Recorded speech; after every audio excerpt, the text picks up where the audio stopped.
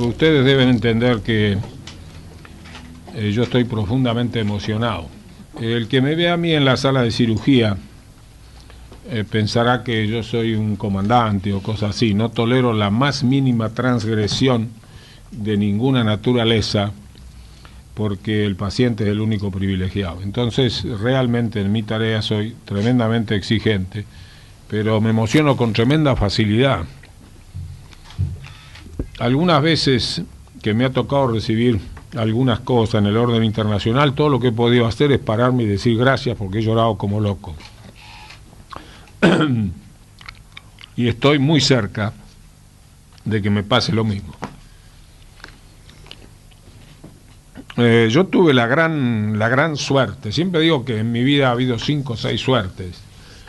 Una fue el haber nacido, y en la primera, y después no contamos todas las otras, el haber nacido en un hogar muy humilde. Yo agradezco que el destino me haya hecho nacer en un hogar muy humilde, pero una de las suertes más tremendas que tuve en mi vida fue ser educado en el Colegio Nacional. En este libro último, que yo he traído acá 2 ejemplares para dejar aquí en esta casa, que para mí representa tantas cosas, Don Pedro y la educación, se van a encontrar el resumen de lo que fue nuestra vida en el famoso Colegio Nacional. Pienso que nunca más se va a repetir. El Colegio Nacional se formó con la idea prístina de Joaquín B. González. Joaquín B. González, siendo ministro de Educación, tuvo la idea de una universidad nueva. En el país había nada más que 2 universidades, la de Buenos Aires y la de Córdoba, y él habló de una universidad nueva. Y sería muy largo contar toda la historia de cómo la formó, pero quiso formar hombres íntegros que entendieran que la verdad y la justicia era prioritaria. Por eso le dio tremenda trascendencia al Colegio Nacional. El Colegio Nacional empezó con un internado, los jóvenes vivían ahí, y Joaquín B. González iba muchas noches, muy seguido, a cenar con los estudiantes. Entonces la idea fue darle al Colegio Nacional lo mejor de lo mejor. Nuestros profesores eran los mejores profesores universitarios de la universidad. Era lo mejor de Derecho, lo mejor de Humanidades, lo mejor de Ingeniería, etcétera. Es decir, era un grupo de profesores excepcionales a los cuales se incorporó en 1924 don Exequiel, el mismo año que se incorpora don Pedro Enrique Sureña. Estos fueron los 2 grandes maestros, pero al lado de ellos había infinidad de profesores excepcionales, que yo sería muy largo, pero que están acá en este libro. Pero insisto, hubo dos personas que nosotros idolatrábamos, que eran don Exequiel y don Pedro. Sería muy largo explicarles, pero insisto, ahí está el resumen de la base humanística con que a nosotros nos formaron. Nos dijeron por sobre todas las cosas que ser honesto era importante, que ser responsable era importante, que dedicar con esfuerzo todos los días a la tarea específica de cada uno era importante. Y así nos formaron el alma, nos llenaron de ideales y de utopías. Yo no podría vivir si no tuviera por delante algún desafío basado en ideales y utopías. Y tuve la suerte de que vine a ejercer a Jacinto Arauz, y al poco tiempo, una vez que ya mi hermano vino y yo cuando estaba solo no podía moverme ni a una chacra a tener unas horas de descanso, entonces un día me presenté a esta casa, me atendió Agustina, y otra vez me encontré delante del maestro, que recién se estaba recuperando de su enfermedad. Solía decirme, me falla la primera, porque en esta habitación, aquí él se sentaba, generalmente yo estaba de espaldas a esa ventana, y le costaba levantarse o sentarse porque sus articulaciones estaban medias flojitas. Yo solía llegar algunos sábados, y lamento no haberlo hecho con más frecuencia, no está aquí el doctor Bufo, que fue testigo de muchas de esas charlas, yo solía llegar a las 2, 3 de la tarde a esta casa y a este lugar donde estoy hoy sentado, y raramente dejábamos de hablar antes de las 10 u 11 de la noche. Me daba pena, porque no estaba físicamente totalmente reintegrado. Le faltaba la conexión con el medio ambiente. Vivía acá encerradito en la casa. Y entonces yo le contaba todas las tragedias. Acá hay gente de Jacinto Arauz de aquellos años. Yo le contaba toda la tragedia social de la cual me tocaba ser testigo, porque los que están en Jacinto Arauz y los que están aquí, los que estuvieron, saben que nosotros atendíamos a todos por igual, sin distinción de ninguna naturaleza, católicos, judíos, protestantes. Ojo, una zona muy especial donde los católicos eran minoritarios. A todos por igual, nos metíamos en los ranchos, convivíamos con la gente, y yo le contaba todas las tragedias sociales que me tocaba vivir. Por eso el diálogo se hacía tan largo, porque don Ezequiel siempre tuvo compromiso social, siempre lo tuvo. Cualquier libro que se busque, se encontrará siempre ese compromiso social, a veces descarnado, de mostrar la tragedia que se presentaba y que hoy yo creo que ha aumentado. Por eso las charlas eran tan largas, porque yo le traía las cosas que él no podía ver, porque estaba aquí. Y siempre me decía, jamás me tuteó. No acostumbraba a tutear a sus alumnos. Y siempre me decía, Favaloro tiene que escribir, no tenga miedo, aunque sea con seudónimo, me decía, porque yo le contaba realmente hechos de real trascendencia. El hambre que había en algunas casas, la tremenda mortalidad infantil, etcétera, etcétera. Sería muy largo hablar de todas las cosas. Y así, insisto, vine muchas veces a esta casa, lamento en el alma que no hayan sido más, y entonces tuve la segunda etapa al lado de este hombre excepcional. Él tiene un famoso discurso a los escritores que leyó acá en la universidad.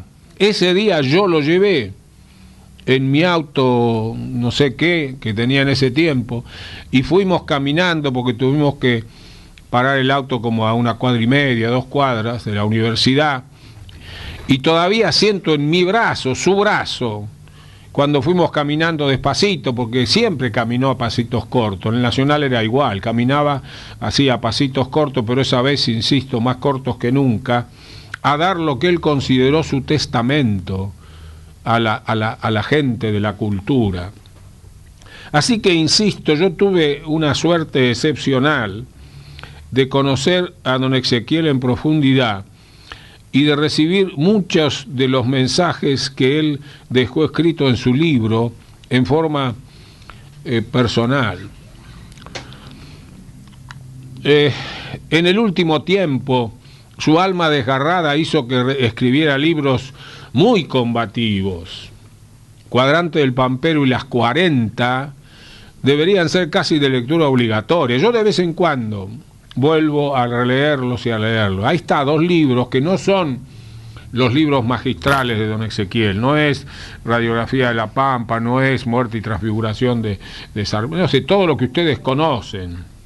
No son los libros clásicos, hermosos que él escribió. Es el hombre combativo que dice en forma descarnada cosas tremendas que cualquiera de nosotros hoy podría afirmar, porque esta sociedad se ha ido empeorando.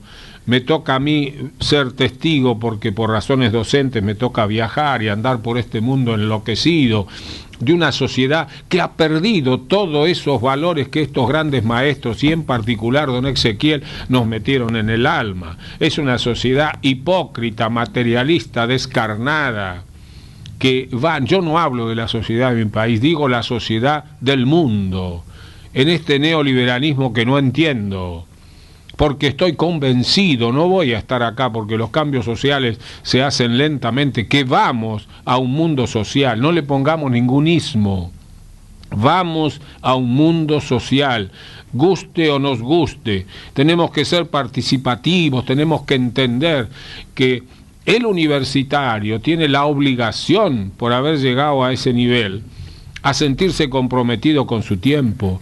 La tarea docente no termina en lo específico, termina mucho más allá. Por eso yo aparezco de vez en cuando en la televisión, yo escribo estos libritos, publico, como un acto de compromiso. Siempre me traen grandes dolores de cabeza, no crea que no es así, porque hablar de la verdad de lo que ocurre hoy en nuestro tiempo no es nada fácil. Yo estoy seguro que si hipotéticamente don Ezequiel estuviera vivo, escribiría cosas más serias y más dolorosas y más abiertas que estos libros finales de él, que en donde ya no está el escritor pulido, está el hombre que tiene el alma dolorida y que le muestra a la gente qué es lo que está pasando. Así que yo insisto, cuando yo llegué nomás acá y miré la casa y entré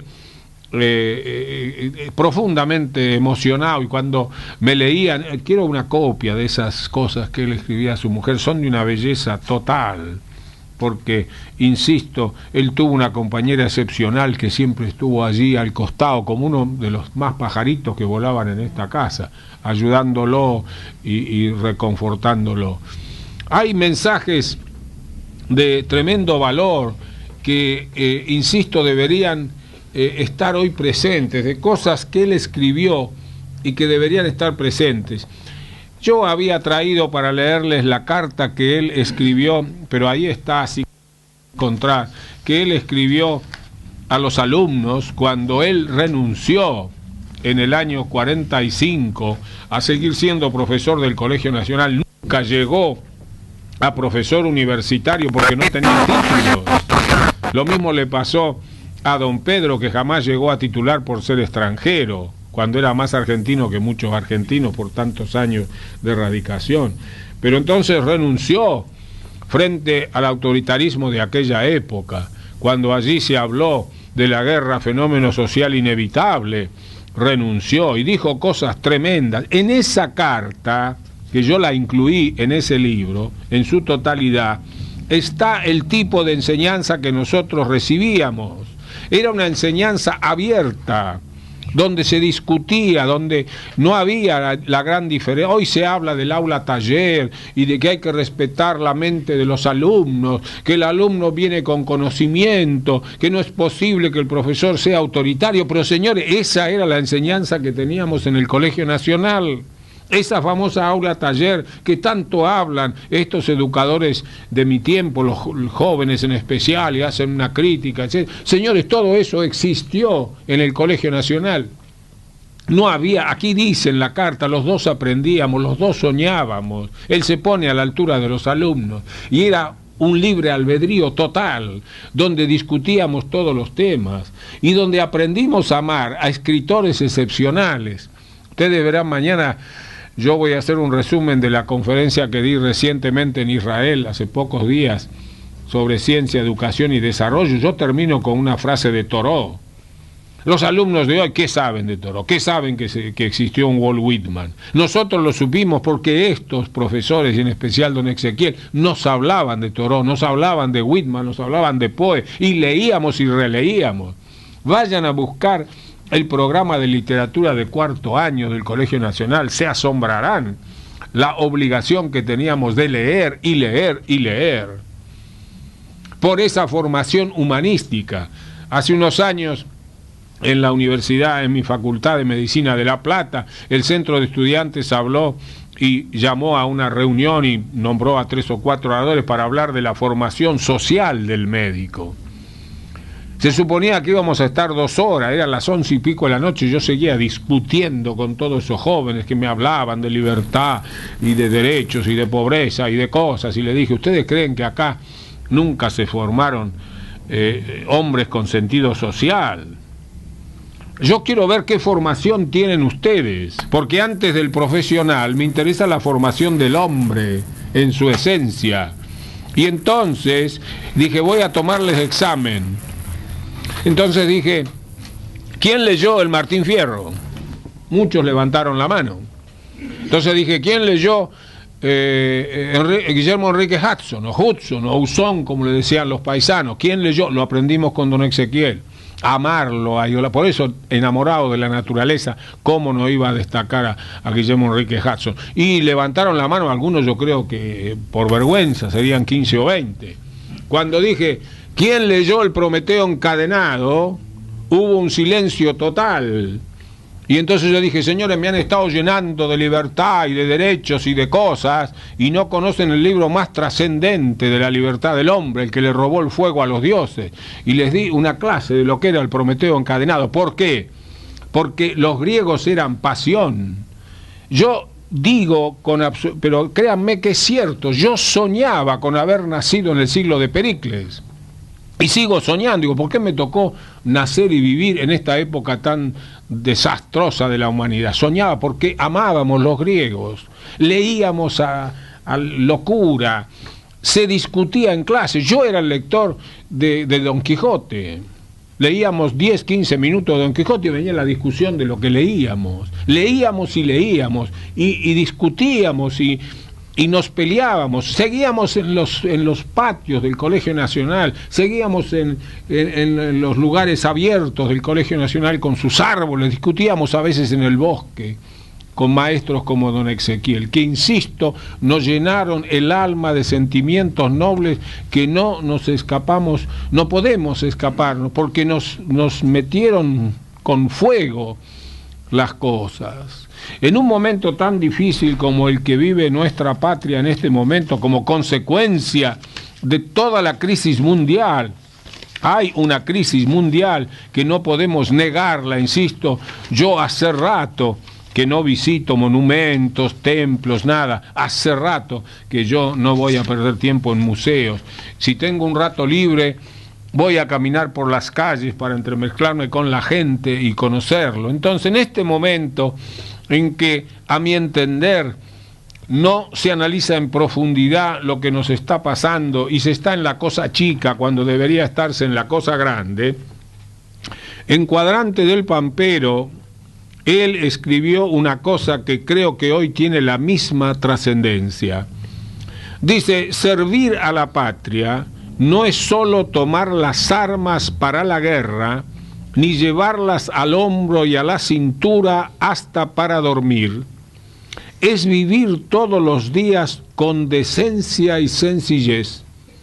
Con decencia y sencillez. Y es entregarle todo lo que se tiene y no recibir nada de ella.